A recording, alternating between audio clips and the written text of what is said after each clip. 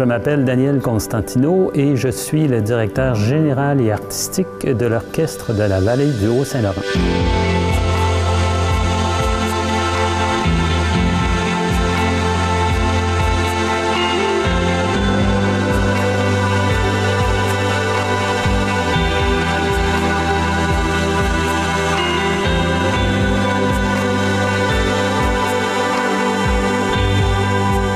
Type d'élève, j'étais plutôt, je dirais, passionné, tout en étant intimidé par le fait d'apprendre un instrument. J'ai d'abord appris la clarinette, je l'ai faite avec beaucoup de bonheur et de passion, mais j'étais en même temps intimidé par le nombre le nombre d'efforts qu'il fallait investir pour maîtriser l'instrument. Mais j'y ai quand même réussi certaines j'ai réussi certains... je me suis accompli à cet instrument-là et puis ça a relativement bien été. Le fait d'aborder, donc d'être un élève passionné m'a permis aussi le contact avec les œuvres classiques. Donc, assez rapidement, j'ai eu, de par les influences familiales, mais aussi de par l'apprentissage qu'on faisait à l'école secondaire en harmonie, on se trouvait à écouter du répertoire classique. J'ai eu donc la piqûre pour ce répertoire-là. Et également l'envie de composer de ce genre de musique-là, ce qui fait que de la clarinette, je suis passé assez rapidement au piano et à la composition aussi. Il y a l'exercice de la composition qui m'intéressait. J'étais particulièrement intrigué par la façon dont les choses étaient faites. Lorsqu'on entendait de la musique, c'était pour moi vraiment un mystère complet de comprendre la mécanique des œuvres que j'entendais et j'avais le goût d'aller plus loin de ce côté-là. Donc, ça m'a, de fil en aiguille, j'ai abordé la composition. J'ai compris certaines choses, la formation des accords dans des partitions de musique et tout et tout. Alors, j'ai fait ça sur le tas un peu. Et ça m'a permis de sauter dans la création assez rapidement, après l'apprentissage de la clarinette. Par la suite, tout de suite après le secondaire, j'ai d'abord commencé l'étude du piano. Et parce que mon but ultime, c'était d'entrer dans une des grandes écoles de musique, soit le conservatoire, soit l'université. Et finalement, c'est le conservatoire qui a remporté la palme de l'institution qui m'a accueilli. Alors, j'ai quand même commencé assez tard, c'est-à-dire que lorsque j'ai terminé le secondaire, j'avais 16 ans. Et je suis rentré au conservatoire à 19 ans et j'ai fait un détour par le camp musical Lanaudière à l'époque. Donc, ça m'a permis de présenter mes premières œuvres, créer mes premières œuvres au sein du camp musical et ça m'a donné l'assurance nécessaire pour présenter ces œuvres-là à titre de document d'entrée au conservatoire. J'ai été reçu à l'âge de 19 ans au conservatoire avec ces œuvres-là. Et puis, à partir de là, j'ai commencé l'apprentissage de l'écriture musicale au conservatoire, le solfège, le piano, et j'ai arrêté la clarinette par contre. Et j'ai fait du chant, j'ai abordé l'analyse musicale pour finalement aboutir à la direction d'orchestre. Et ça a été un long processus d'une dizaine d'années, pendant lequel j'ai non seulement étudié, mais j'ai abordé aussi la composition de musique de scène. J'ai commencé à aborder, à faire des petits contrats pendant que j'étais aux études en termes de musique de scène. Et ça m'a donné la piqûre pour le faire, finalement, de faire ce métier-là de compositeur de musique de scène et de télévision.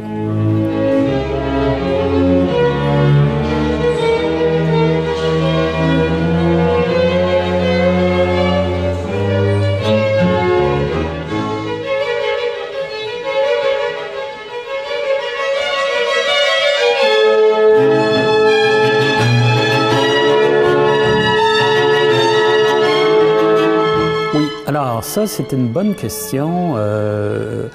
Au conservatoire, on nous prépare surtout à faire de la composition d'œuvres pures présentées en concert. Et moi, j'avais pas cette optique-là lorsque je suis rentré au conservatoire. J'avais plutôt le goût de savoir comment fonctionnait une œuvre musicale, mais de la faire coller à des images ou à des situations dramatiques. Et puis,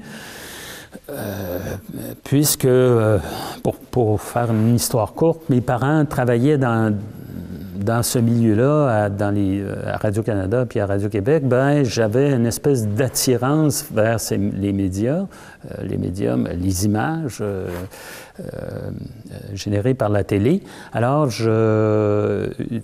la différence fondamentale entre composer pour de la musique pure pour orchestre et autres instruments et la musique pour images ou pour la scène, c'est que la musique doit toujours être d'une certaine manière au service de l'image ou de la scène, au service de certaines situations dramatiques. Elle doit en même temps habiller, en même temps soutenir, en même temps être un deuxième ou un troisième personnage. Elle est d'une certaine manière soutenue structurée par ce qui se passe à l'écran ou sur scène. Et c'est ce qui fait la différence entre une composition dédiée au concert, par exemple. Et ça, j'étais assez enclin à faire ça, tout simplement par goût, tout simplement. Alors, je ne l'ai pas regretté, mais quoique maintenant, je me dis, ben, maintenant que j'en fais plus, je pourrais peut-être me lancer dans la composition d'œuvres plus pures ou dédiées au concert, mais il faudra avoir le temps pour le faire.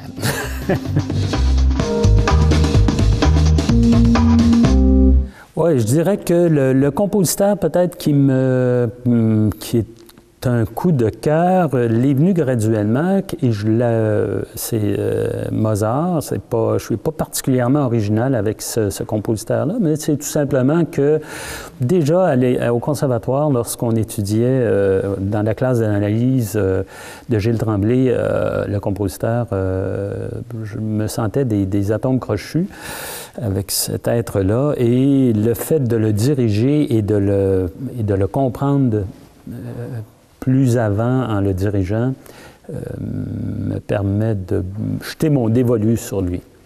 Oui, ben, l'expérience qui me vient à l'esprit, c'est la première fois, je parlais de la formation que j'avais eue et du fait que j'ai découvert la musique, notamment au secondaire. Je me souviens très bien d'une première audition d'une œuvre qui s'appelait l'ouverture Coriolan de Beethoven.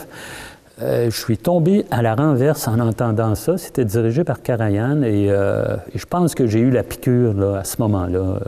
Ça m'a fait accéder à la carrière de musicien en tant que tel. À la sortie du conservatoire, bien d'abord, j'ai terminé mon conservatoire avec un diplôme en direction d'orchestre, ce qui fait qu'immédiatement après la sortie du conservatoire, j'avais l'intention de me perfectionner en direction d'orchestre. Et j'ai, dans ce sens-là, rencontré Charles Dutoit, de même que Serge Garand, qui étaient deux grands chefs d'orchestre à l'époque. Ce qui fait que ces deux personnes-là m'ont permis d'assister aux répétitions de leurs ensembles respectifs. C'est-à-dire qu'avec Charles Dutoit, pendant 2 ans, j'ai quand même assisté à toutes les répétitions de l'Orchestre symphonique de Montréal, ce qui était un privilège qui est maintenant rarement accordé. Et la même chose avec Serge Garand puis la Société de musique contemporaine du Québec. Alors pour moi, c'était important de compléter des études reçues au conservatoire avec les apports de ce qu'on pourrait appeler, entre guillemets, des grands maîtres de la discipline. Et à l'époque, Charles Dutoit, il l'est toujours d'ailleurs, c'est un grand chef d'orchestre, mais Charles Dutoit était au sommet de la carrière qu'il avait avec l'Orchestre symphonique, et Serge Garand également avec la Société de musique contemporaine du Québec. Donc, ça m'a permis de voir, d'adopter des méthodes qui étaient... que ces deux personnes-là, de ces deux grands musiciens-là, promouvaient au sein de leurs ensembles. Et ça m'a permis également pendant les étés de ces années-là, d'aller à des différents camps d'été ou sessions d'ateliers de perfectionnement en direction d'orchestre. Ce qui est arrivé par la suite, c'est-à-dire qu'après ces 2 années-là de formation en ensemble professionnel, ben,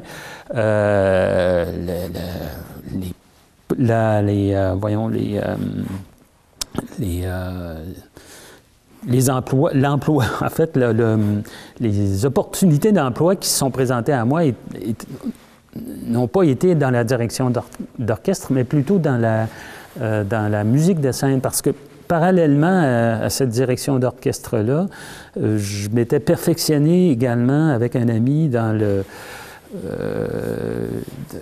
la musique assistée par ordinateur. À cette époque-là, dans les années, au milieu des années 80, émergeait toute la technologie qu'on connaît beaucoup maintenant, la technologie MIDI. Alors, j'avais un peu mis mes mains là-dedans, fait des stages dans l'apprentissage de synthétiseurs et d'ordinateurs, ce qui fait que au terme de mes stages en direction d'orchestre et au terme des travaux personnels que je faisais en découverte de technologie, ben, je suis arrivé à avoir à choisir ou j'avais à gagner ma vie. J'étais plutôt pauvre à l'époque. Alors, les premières opportunités d'emploi qui se sont présentées à moi, ça a été la musique de scène. Et de la musique de télé, plutôt. Donc, puisque j'ai pu profiter de certains liens que ma mère avait avec des réalisateurs à Radio-Québec, donc j'ai vraiment abordé cette discipline-là de cette manière-là. Et c'est comme ça que j'ai terminé. Les études au conservatoire se sont, comment je pourrais dire, ont abouti au début de ma carrière professionnelle.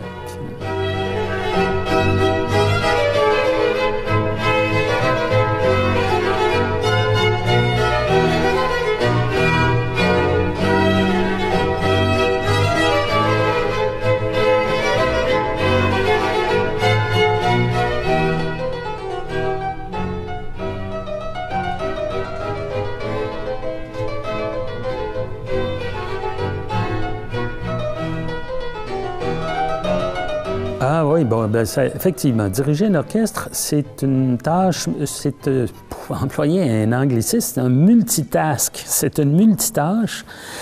Et il y a d'une part, évidemment, toute la connaissance d'une partition, la connaissance de la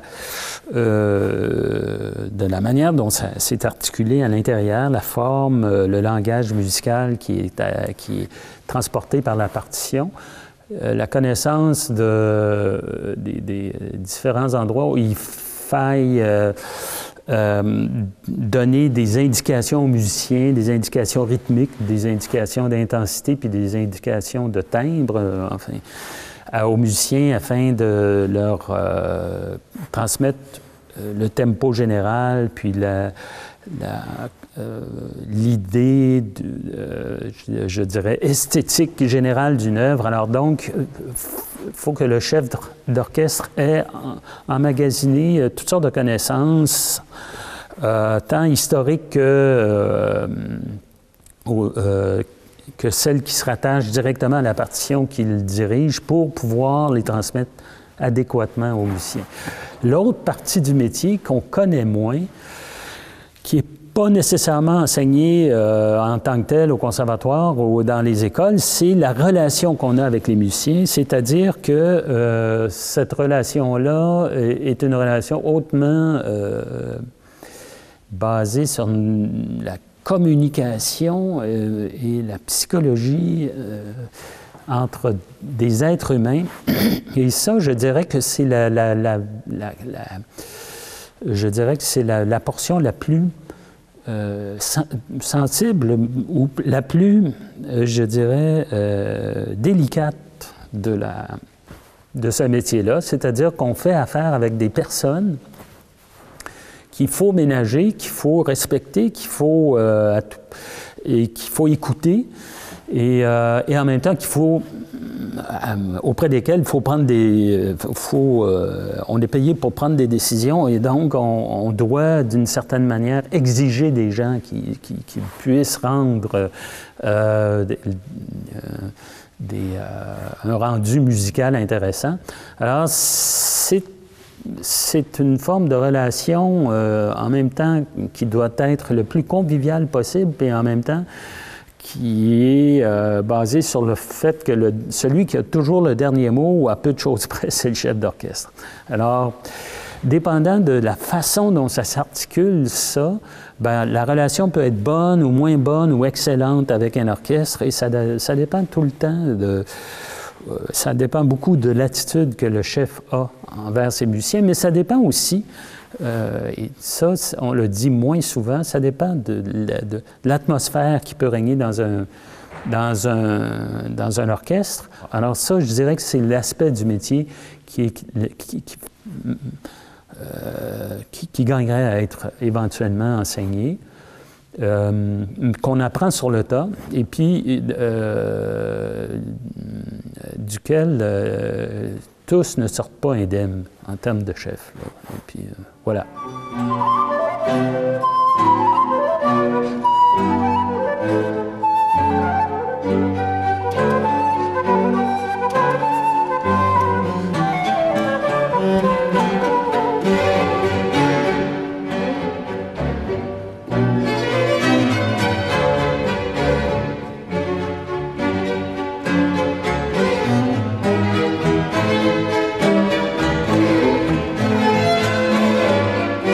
Oui, alors j'ai enseigné 13 ans au Cégep de Valleyfield dans le cadre du programme Arts et Lettres, et j'enseignais des classes de musique qui étaient considérées comme pour faire un parallèle avec le cursus universitaire, une mineure dans la majeure théâtre ou dans la majeure cinéma ou dans la majeure lettres, voire dans la majeure art visuel. Alors, évidemment, moi, j'enseignais à des jeunes qui prenaient le cours de musique à titre complémentaire, presque.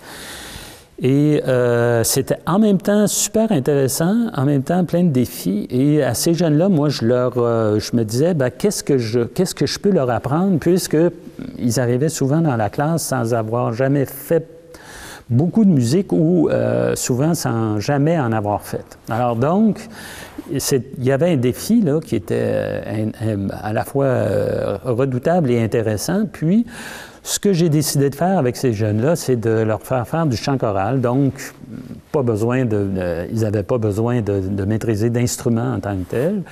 Leur faire du chant choral, leur faire de l'analyse musicale à partir d'un genre qui est assez délaissé en termes d'analyse, c'est-à-dire la chanson.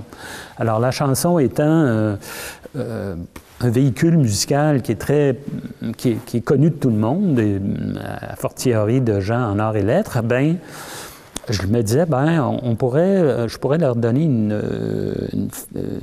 une idée de comment fonctionne la musique à partir de l'analyse de chansons. Et effectivement, il y a des choses j'ai fait des choses intéressantes avec ces gens-là. Je leur ai également donné, à travers tout ça, des notions de base de théorie musicale, parce que moi, je ne crois pas qu'on puisse aborder la musique sans minimalement s'astreindre à une forme de discipline et de connaissance minimale qui est la théorie musicale. Ça, c'était pas toujours apprécié par les élèves, mais moi, j'y tenais. Et on a fait également, on a abordé, puisque ces gens-là avaient des besoins particuliers dans leur domaine principal respectif, soit cinéma, soit théâtre, je me disais, bien, ça serait bien qu'ils puissent avoir accès à la technologie musicale qui permet maintenant de créer des trames musicales à partir de pas grand-chose, avec beaucoup moins de difficultés qu'on l'avait à l'époque où j'enseignais, j'apprenais mon métier au conservatoire. C'est-à-dire de pouvoir manipuler des sons, de composer de la musique à partir avec des outils assez puissants que sont les ordinateurs et synthétiseurs. Et j'ai carrément initié une initiation à la musique assistée par ordinateur. Alors, ce qui fait que les classes que j'ai eues pendant 13 ans au cégep de Valleyfield, bien, ont bénéficié de cette espèce d'apport, de quadruple apport de théorie, de chant, d'analyse et de composition. Et puis, je crois que dans les 120 heures qu'ils avaient avec moi, bien, réparties en 2 ans, plusieurs sont repartis du cégep ou de la classe que j'enseignais avec des outils qui leur servent encore. La preuve en est que j'ai des étudiants qui étaient dans cette minière-là, qui finalement ont décidé de faire des carrières en musique. Enseignent ici sur le territoire à titre de professeur de musique ou ont décidé d'entrer, j'ai quelqu'un qui est rentré à Concordia en musique électroacoustique parce qu'effectivement, pendant les cours au cégep, bien, on enseignait, je leur faisais faire des montages d'effets sonores. Alors, un de mes étudiants a saisi la balle au bond et s'est dirigé de ce côté-là de manière plus sérieuse. Alors, ça me fait dire que l'apport que j'ai eu au sein du programme Arts et Lettres était intéressant. Jusqu'à ce que le ministère de l'Éducation décide de remodeler le cours en arts et lettres en culture et communication. À ce moment-là, la musique est complètement a pris le bord. Et pour le plus grand, je pense, l'appauvrissement du programme. Et puis c'est ce qui fait que ça a mis un terme aux activités d'enseignement et aux activités musicales en institution supérieure dans la région. Parce qu'il faut dire qu'au cégep de Valleyfield, c'était le seul endroit dans toute la Montérégie où ils se donnaient encore un peu de musique. Alors ça a parti en fumée. C'est parti en fumée. Et puis, de là l'importance d'avoir créé l'orchestre pour reprendre une forme d'intégration de jeunes, mais on pourra peut-être en reparler de ça. OK. Pour ma minute d'impertinence, je vous parlerai de 2 choses importantes pour moi qui sont la réflexion et l'écoute. C'est-à-dire que ce que je trouve, ce qui manque le plus aux contemporains que nous sommes et à ceux qui nous ont précédés et ceux qui vont nous suivre, c'est la possibilité de faire de la réflexion sur soi et sur le monde. Et je trouve qu'on devrait donner des cours à ce niveau-là dès les primaires. L'autre chose, c'est l'importance d'écouter le monde qui nous entoure et l'importance d'écouter nos pairs. Et je trouve que les oreilles sont mal développées et qu'on devrait se fier davantage sur nos capacités d'écoute que maintenant. Oui, bien alors donc l'orchestre, je le fonde en 2008 avec Jean-Pierre Leduc et Claude-Éric Provost de Valspec. On décide de mettre ça sur pied.